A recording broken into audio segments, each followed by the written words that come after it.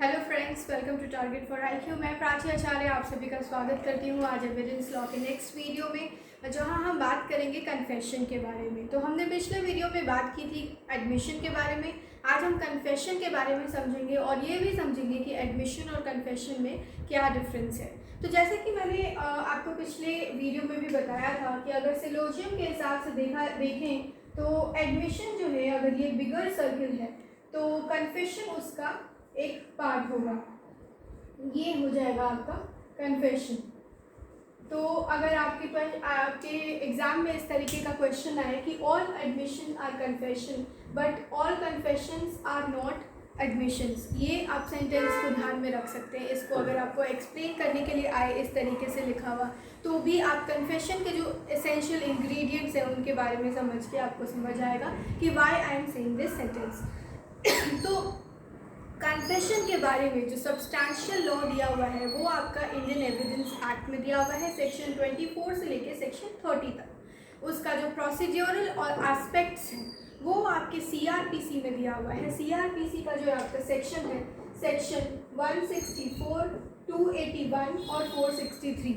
और एक important provision है relating to confession and relating to basically the documents recorded by the magistrates and the judicial officers. वो आपका genuineness से related है और वो है आपका सेक्शन 80 में। तो वो हम देखेंगे कि कैसे इन सारे प्रोविजंस को एक साथ पिरो के और अच्छे से एक पूरा जो आंसर है कन्फेशन का तैयार किया जा सकता है। तो सबसे पहले ये जानते हैं कि कन्फेशन होता क्या है, फिर हम ये जानेंगे कि कन्फेशन के क्या एसेंशियल इंग्रेडिएंट्स हैं, किस किस तरीके के सर्कमस्टांसेस में कन्फेशन जो है वो वैलिड और रेलिवेंट कन्फेशन माना जाएगा, उसके क्या ट्विन टेस्ट हैं, ट्रस्टवर्दीनेस क्यों इंपॉर्टेंट है, वॉलंटरीनेस क्यों इंपॉर्टेंट है। आप प्रोविजन में तो पढ़ते हैं कि पुलिस कस्टडी में अगर कोई इंसान होता है तो कन्फेशन नहीं दे सकता है। मैजिस्ट्रेट के सामने अगर वही स्टेटमेंट दिया जाए तो उसको जुडिशियल कन्फेशन बोलते हैं और उसका एविडेंशियली वैल्यू बहुत ज़्यादा होता है। तो ऐसा क्यों होता है, इसका रीजनिंग जानने की कोशिश करेंगे और फिर ये भी समझेंगे कि कन्फेशन जो है अगर को अक्यूज्ड के लिए दिया गया है, अगर दोनों सेम ऑफेंस में ट्राई किए जा रहे हैं, सेम तरीके से जॉइंटली ट्राई किए जा रहे हैं फॉर द सेम ऑफेंस, तो जो कन्फेशन देता है एक जो है अक्यूज्ड दूसरे अक्यूज्ड के बारे में, को अक्यूज्ड के बारे में, तो क्या वो रेलेवेंट कन्फेशन माना जाता है कि नहीं। तो ये सारे तरीके की बातें हम समझेंगे और इम्पॉर्टेंट जजमेंट्स जो है वो उसके बारे में भी पढ़ने का कोशिश करेंगे। तो आइए चलिए समझते हैं कि कन्फेशन का मतलब क्या है। तो कन्फेशन का मतलब के बारे में बकाला नारायण स्वामी वर्सेस एम्परर में कन्फेशन के बारे में बताया गया है।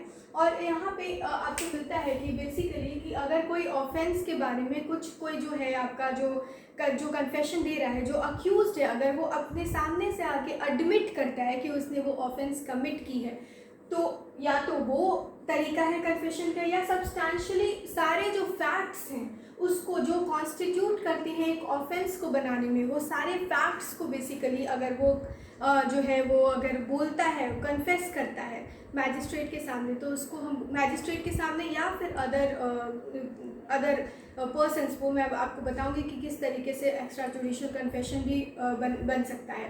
तो वैसे सर्कमस्टांसेस में जो है उसको हम कन्फेशन बोलते हैं। Basically admission of a particular guilt of an accused is known as confession. ठीक है, अब आइए बात करते हैं कि इंग्रेडिएंट्स क्या होंगे वैलिड कन्फेशन के। उससे पहले हम ये जान लेते हैं कि कन्फेशन कितने प्रकार का होता है। कन्फेशन जो है वो बेसिकली फॉर्मल कन्फेशन यानी कि जुडिशियल कन्फेशन जिसको कहते हैं। सिमिलरली जैसे कि आपने एडमिशन में देखा था कि जुडिशियल कन्फेशन होता था, जो फॉर्मल कन्फेशन जिसको कहते थे, और इनफॉर्मल एडमिशन भी होता था। तो एडमिशन में भी इस तरीके का हमने डिफ्रेंसिएशन देखा था। सिमिलर टाइप का डिफ्रेंसिएशन यहाँ भी है। यहाँ पे फॉर्मल जो है उसको हम जुडिशियल कन्फेशन कहते हैं और या एक्स्ट्रा जुडिशियल कन्फेशन कहते हैं।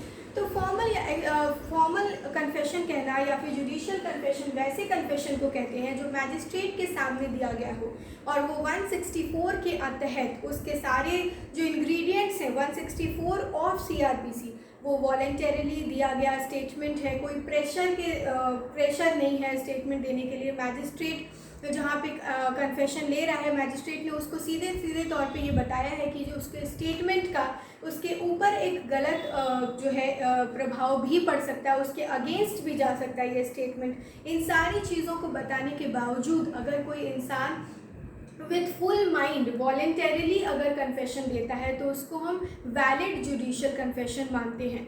तो 164 में पूरा तरीका दिया हुआ है कि किस किस तरीके के किस किस सर्कमस्टांसेस एंड इंग्रेडिएंट्स को जुडिशियल मैजिस्ट्रेट आपको सीधे सीधे तौर पर समझाएगा, और उसके अगर आप सारे चीज़ समझने के बाद भी और जब जुडिशियल मैजिस्ट्रेट वो कन्फेशन लेता होता है तो वहाँ पे उस रूम में सिर्फ जुडिशियल मैजिस्ट्रेट और जो है जो अक्यूज्ड वो होने चाहिए। कोई भी पुलिस का वहाँ पे कोई सिग्निफिकेंस नहीं है, वहाँ पे पुलिस ऑफिसर्स नहीं हो सकते हैं। और कहीं से भी अगर जुडिशियल मैजिस्ट्रेट को ये लगता है कि कोई भी तरह का उसके ऊपर प्रेशर है तो वहाँ पे वो जुडिशियल मैजिस्ट्रेट कन्फेशन नहीं रिकॉर्ड कर सकता है। तो इस तरीके का आपको सारे जो है इंग्रेडिएंट्स दिए हुए हैं आपको सेक्शन 164 में। और 281 में दिया हुआ है कि मैनरिज्म किस तरीके से कन्फेशन जो है वो रिकॉर्ड किया जा सकता है। वो अक्यूज्ड के लैंग्वेज में रिकॉर्ड किया जा सकता है, कोर्ट के लैंग्वेज में जो अक्यूज्ड को समझ आए। अगर अक्यूज्ड कोई ऐसा लैंग्वेज में कन्फेशन दे रहा है जो वो कोर्ट का लैंग्वेज वहाँ पे नहीं है, तो अगर ट्रांसलेशन की भी ज़रूरत होती है तो उसको पहले समझाया जाएगा कि उसने क्या बोला है। बिफोर राइटिंग दैट स्टेटमेंट उसको अच्छे से समझाया जाएगा कि उसने क्या बोला है। ठीक है, तो इन सारी तरीके की बातें जो है वो आपके सेक्शन 281 ऑफ CRPC में दी गई है। और 463 ये बात कहता है कि 164 और 281 का जो इंग्रेडिएंट है वो मस्ट बी कंप्लाइड। ठीक है, ये आपका बात दिया हुआ है 463 ऑफ CRPC में। तो ये हो गया आपका जुडिशियल कन्फेशन। ऑब्वियसली इस तरीके की चीज़ें जो मैंने आपको बताई है ये पूरा अगर कंप्लीट हुआ तो सेक्शन 80 में इसको जेन्युइन माना जाएगा।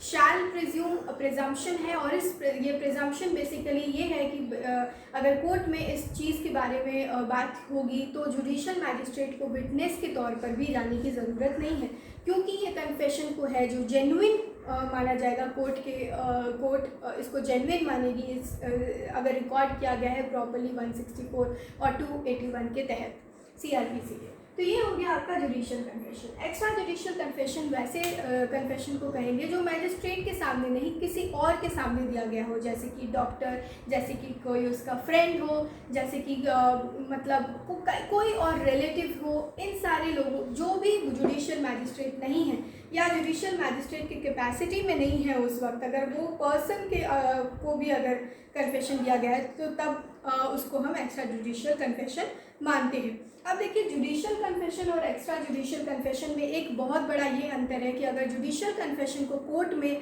साबित करने की ज़रूरत पड़ेगी तो जो जज के सामने वो कन्फेशन दिया गया है उस जज को एज अ विटनेस प्रोड्यूस होने की ज़रूरत नहीं है। लेकिन एक्स्ट्रा जुडिशियल कन्फेशन अगर कोई रिलेटिव के सामने, कोई डॉक्टर के सामने दिया गया है, प्रेजेंट किया गया है, तो वो एज अ विटनेस प्रेजेंट होता है कोर्ट में, because extra judicial confession is a weak piece of evidence और उसको हम कोलैबोरेशन की ज़रूरत होती है। वेयर एज जुडिशियल कन्फेशन जो है वो उसको बहुत स्ट्रॉन्ग पीस ऑफ एविडेंस मानते हैं and it could be regarded as a sole basis of conviction. लेकिन एक्स्ट्रा जुडिशियल कन्फेशन में ऐसा कोई भी ये नहीं है, उसको जो है as a matter of prudence, as a matter of prudence उसको देखा जाता है कि उसमें कोलैबोरेशन की ज़रूरत है ही, क्योंकि उसको जुडिशियल कन्फेशन की जितना वैल्यू नहीं मिला है। ठीक है, तो ये बात हो गया आपका टाइप्स या फॉर्म्स ऑफ कन्फेशन का। अब देखिए, सेक्शन 24 में दिया हुआ है कि वैसा कन्फेशन जो इंड्यूसमेंट से या कोई थ्रेट से या कोई प्रॉमिस के तहत उसको लिया गया है। इंड्यूसमेंट कहने का ये मतलब कि प्रेशर दिया गया है या फिर कोई लालच दिया गया है।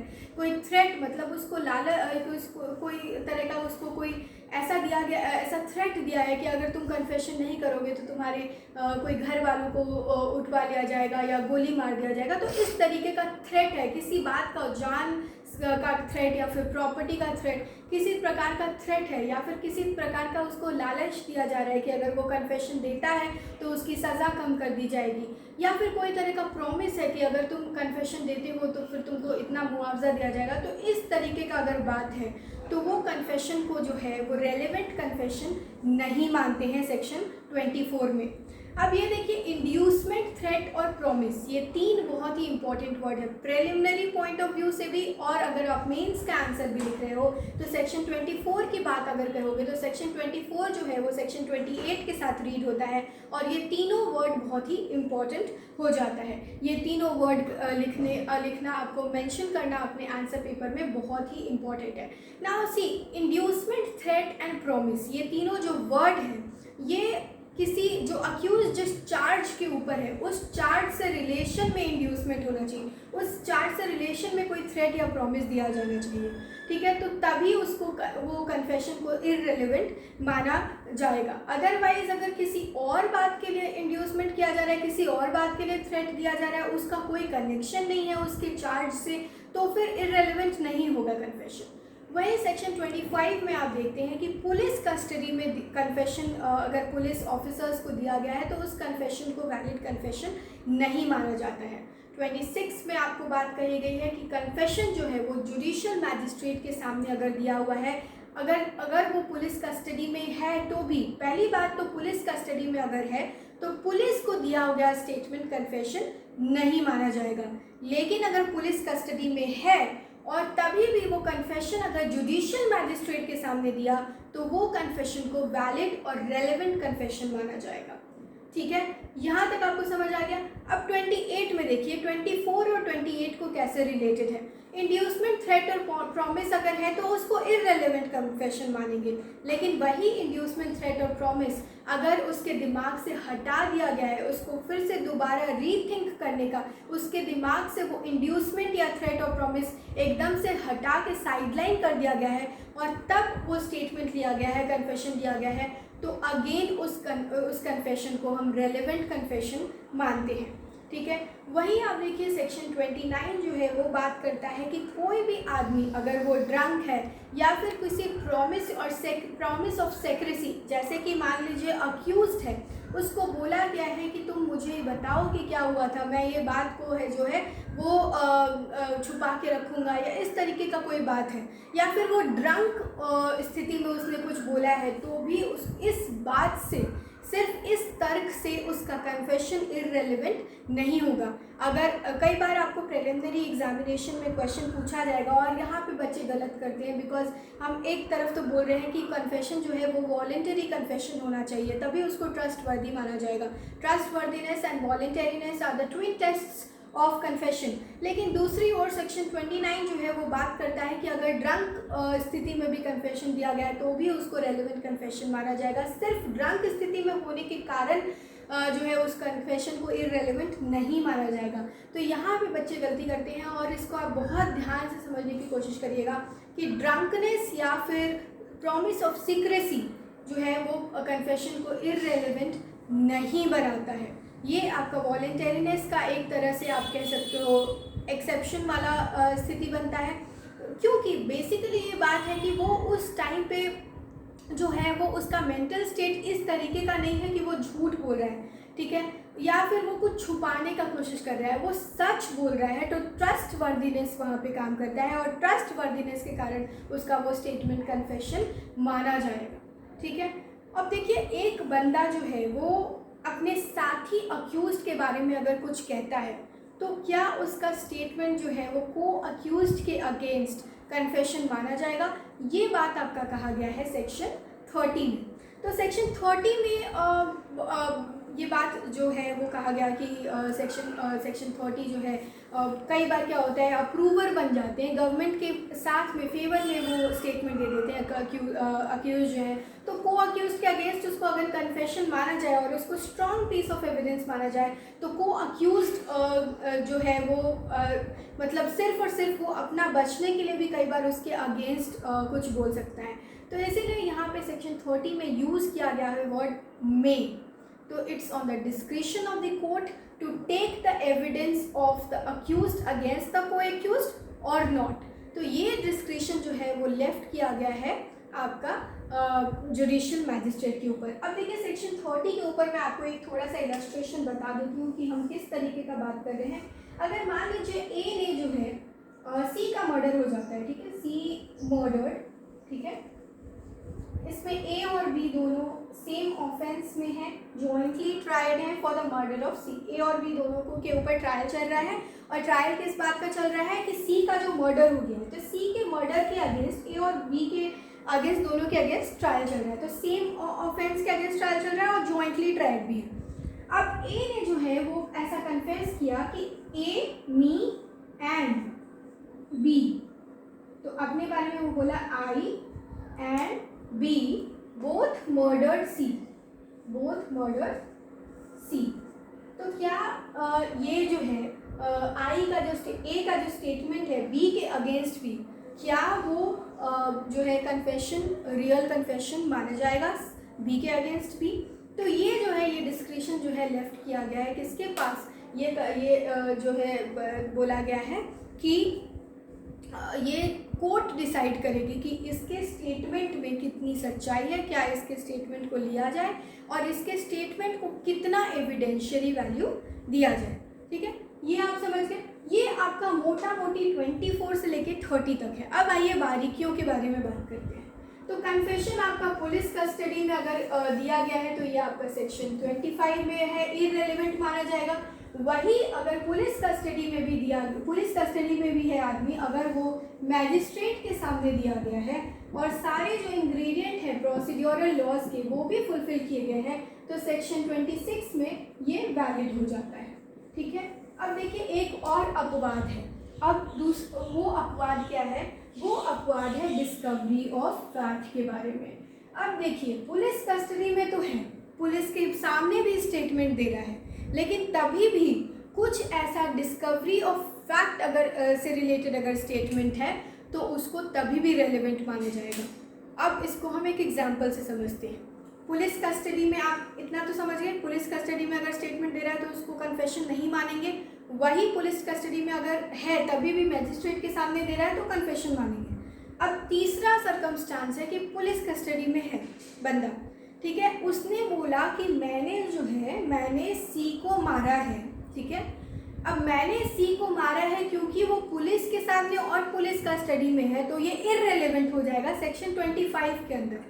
अब दूसरा सेंटेंस में आइए, दूसरे सेंटेंस में ये कहता है कि मैंने सी को मारते वक्त जिस चाकू का इस्तेमाल किया था वो मेरे घर के आंगन के गड्ढे में, घर के आंगन मैंने गड्ढा किया है और वहाँ उस गड्ढे में खोद के उस चाकू को छुपा के रखा है। अब जब ये दूसरा जो स्टेटमेंट है जो वो बोल रहा है कि नाइफ जो है जिस चाकू से कत्ल हुई थी वो कत्ल वाली चाकू आंगन में गड्ढे के अंदर खुदा हुआ है। अब पुलिस जाती है, पुलिस गड्ढा खोदती है और वहाँ से चाकू निकलता है।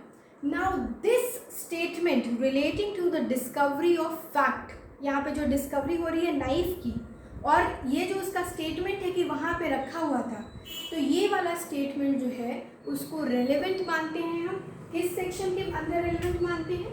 सेक्शन 27 के अंदर इसको रेलेवेंट मानते हैं। अब आपको समझ आ गया ये कनेक्शन 25 और 27 का। कन्फेशन अगेंस्ट को अक्यूज से रिलेटेड आपका ये केस है, बहुत ही इंपॉर्टेंट केस है, Kashmira Singh versus state of MP, जिसमें ये कोर्ट का निर्देश था कि को अक्यूज के अगेंस्ट स्टेटमेंट 3 सर्कमस्टांसेस में ही रेलेवेंट माना जा सकता है, वो भी डिस्क्रिशन ऑफ द कोर्ट के ऊपर है।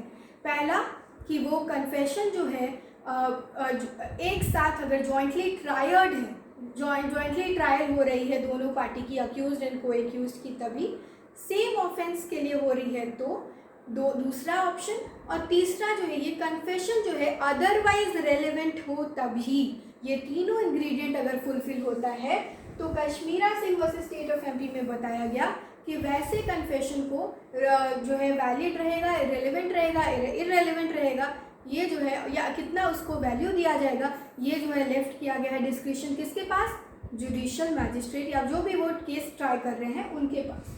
ठीक है, अब देखिए मैंने आपको बताया कि पुलिस के सामने जो है अगर कोई स्टेटमेंट दिया गया है तो उसको हम इनवैलिड मानते हैं सेक्शन 25 में।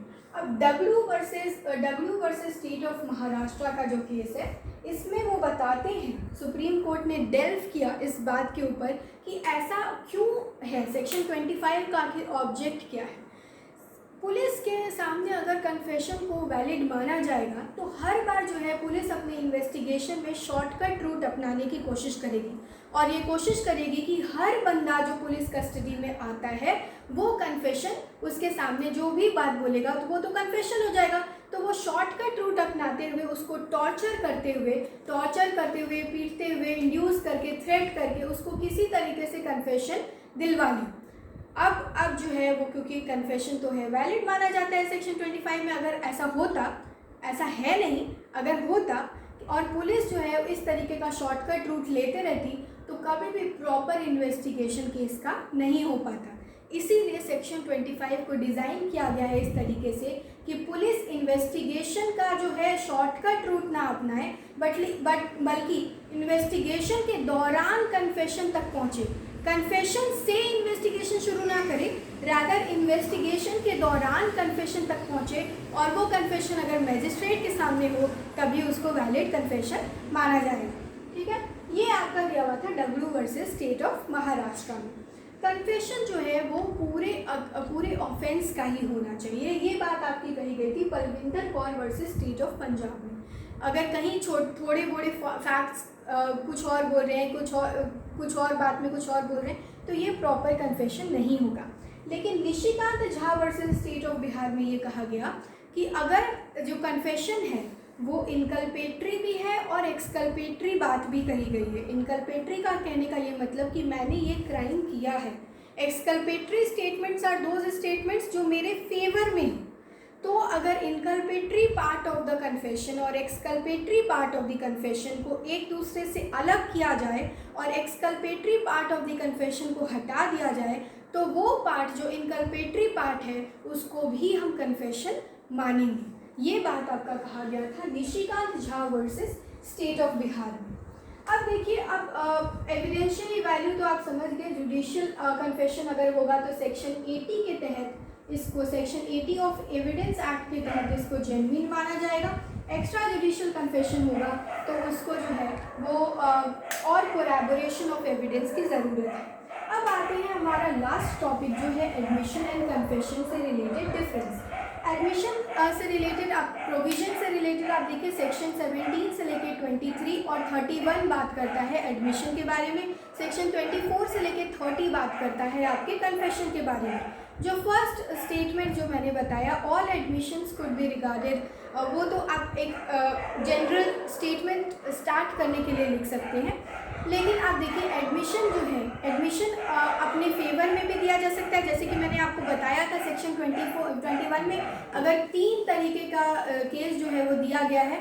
अगर 32 के अंदर रेलेवेंट है तो, बॉडीली फीलिंग से रिलेटेड है तो, या अदरवाइज रिलेवेंट है तो वैसे कंडीशन में अगर फेवर भी कर रहा है एडमिशन और उसके अगेंस्ट द मेकर नहीं भी है तो भी उसको माना जाएगा। लेकिन कन्फेशन हमेशा इनकल्पेटरी ही होता है। कन्फेशन में हमेशा एडमिशन ऑफ गिल्ट ही होता है। ये हो गया आपका डिफरेंस, दूसरा डिफरेंस।